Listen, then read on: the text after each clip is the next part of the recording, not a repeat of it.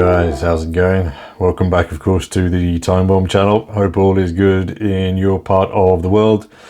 In for review today, yep, another Zero West, and yes, you guessed right. I just opened the box once, and yeah, I already like the watch. Note to self, please try to remain as objective as possible. I think I've said it before. I think what I like most about Zero West watches is that they are the anti-bland of watch brands. And just before I forget, if you are also an owner of the brand or an owner of a Zero West, or you're interested in the brand, do check out Simon over on the Zero West Collective on Bookface. I'll chuck a link down below so that you can check them out. So we are looking today at the RAF-C 1940. Let me just get the camera to focus a little better there. And C for centenary, just in case you were wondering. I'm going to clear the table and zoom in a little bit there as well. All right, so a little up closer and we can start to see the watch straight out of the box. The first thing that the watch told me is that it really does have some heft, and it also has some incredibly fine looking wrist presence. The second or third thing even that stood out to me was the choice of dial design and dial colors. Obviously there's sort of a deep blue and then the white black stripes. And I kind of thought that one of the reasons why it stood out as a point of interest to me is that if you look around at most people who are doing RAF centenary stuff, they invariably go with the roundel as the starting point. So I think in picking this particular design, I think, you know, Zero West get the first design victory there. Just before I sort of start digging into that dial design a little bit more, traditionally we'll kick off with a quick spec overview. So this is the standard Zero West case body size of 44 mils. It is a deep dish baby at 14 mils, but the dial isn't too deep set. So you don't have that huge drop to the dial floor. It is as well proportioned as always. Sitting on some substantial 22 mil lugs, you know, 20 mil lugs on this just wouldn't work. And then north to south, we're looking at 49.5 mils. So again, if you're looking at the brand and you're interested in something a little bit a shade smaller, I'll pop a link just up here to the recent Flying Scotsman range, because they did shrink it down to a 42, thus making it more manageable for more people. Onto that dial then. So as I was referencing just a second ago, we are looking at these black and white lines. They are referred to as invasion stripes. These were painted onto aeroplanes' wings and bodies, and kind of used to help with friendly aircraft identification from the ground or above, and thus prevent misidentification and blue on blue. I believe the story is, if my research is correct, that there was human error during the Sicily invasion in World War II, and I think that was what was prompted the push for that type of aircraft identification. Zoom in a little bit then on the dial at the 3 o'clock. The script there refers to the location of the creation of the first RAF Recon Squadron. And then over at the 9, we can see we've got the 9th. So at the 9, we've got the 14th of November 1940, which was the date of that unit creation. Again, my understanding is that unit then went on to become multiple other units. But this watch then paying tribute to the creation of that first recon unit. Basically, they were a bunch of nutters flying with the Angels in unarmed aircraft, which is always a wise idea, taking recon photos, obviously, for land ops and things like that. And then those planes were also painted this hue of blue. Nowadays, of course, recon planes being replaced by a new type of nutter, and that is the drone pilot. Coming back onto the dial, the flash of red on the seconds hand, I think, completes then the full tricolor color of the red, white and blue. And yes, it stands out super clear and very legible indeed. I think the fact that they've chosen just to highlight the red tip and base, again, just sort of helps add for it to stand out just a fraction. But then again, I think, yeah, nice choice by leaving the midsection black. I think it just makes you, what I was trying to say before, it kind of makes you pay more attention, I think, to that seconds hand, etc. I also like the idea of the two-tone of the hands, because if we just pop it out to 1230, you will see what I mean by that. So yeah, at 1230, your hands essentially go a little bit white ninja.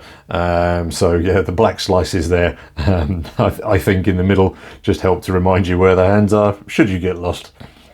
Furthermore, I think as well, obviously you've then got the hand colours reflecting essentially the black and white invasion stripes there. Let's just pop the crown back in. Got caught up on my dodgy gloves.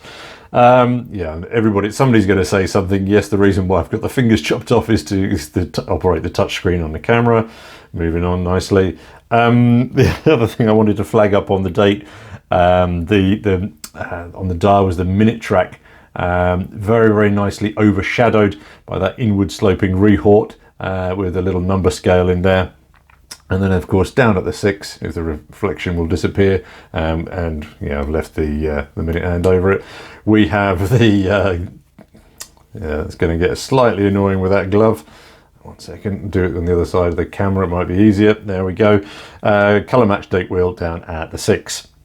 Keeping that all protected up top, we've got a custom curved double dome sapphire, and I thought in some lights I was catching a little bit of AR, bluey AR, but absolutely none whatsoever when I'm doing the filming now, so ignore me on that one. Where was I going to go next? Lume junkies, yes. Satisfy the lume junkies in the room. We're looking at X1 Super Lume here. Very, very pleasant indeed. And notice as well, you've just got that little triangle of loomy goodness tricking around on the seconds hand. Talking of goodness, these ones do come with 100 meters worth of watery goodness, and just about enough for you pilot types who bail out over water. The case body, of course, is the well-known 8 cutout flutes. On the most of the Zero West case bodies look like this one, and clearly allowing for greater aerodynamics and general eye candy, light catching, etc. Lugs again are the bespoke Zero West lug design, and I had expected perhaps in previous reviews on these a little bit more commentary from you guys about those lug designs, because there's a huge gap there, but nobody says if they like them or dislike them. I'm a fan, so yeah, maybe today prompt some commentary.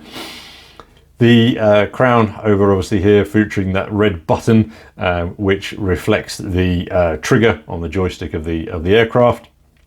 Buzzing away inside, we have the ETA 2824. 1 second, and we can see it, and then yes indeed, look at that for a case back.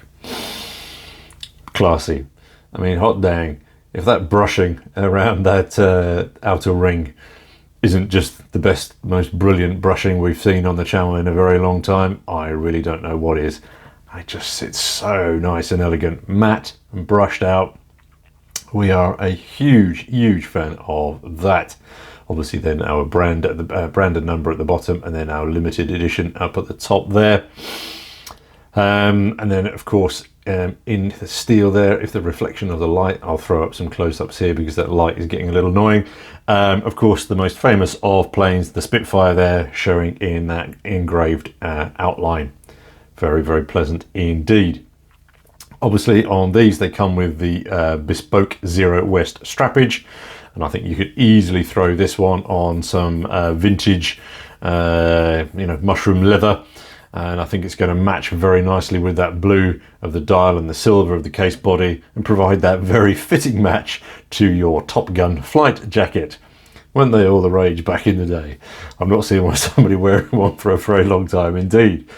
Talking about flying, I think I confess that as a small boy coming from a working class background, the flyboys of the RAF to me were always those posh types, which was then of course reinforced by typecast movie actors who had those ever so posh, frightfully posh accents. Biggles never quite resonated as much with me as Achtung Dummkopf. Read into that one what you will, guys. But of course, being up close to a Spitfire, Lancaster, or any other, I think it easily does and quickly allow for some very necessary appreciation for those who do, those who flew and those who still do. Created, of course, during World War I, the RAF and all those who fly and those who don't on the ground, by the ground crew I'm referring to there, played a huge part, I think, in forging British history. I was at a World War II reenactment show recently, and then recently at a RAF museum taking some photos of this watch, and my daughter was more impressed with the planes than anything else. I'm wondering, future pilot? However, the RAF of today, with their current recruitment nonsense, to me, are doing a massive, massive disservice to all those who have flown before.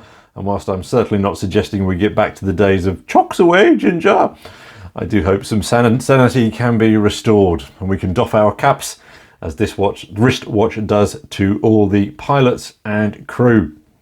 To me, one of the aspects of wristwatches, reflection is really annoying, one of the aspects of wristwatches that really fuels my disease and fascination with watches is the design execution of something quite almost, say, fussy.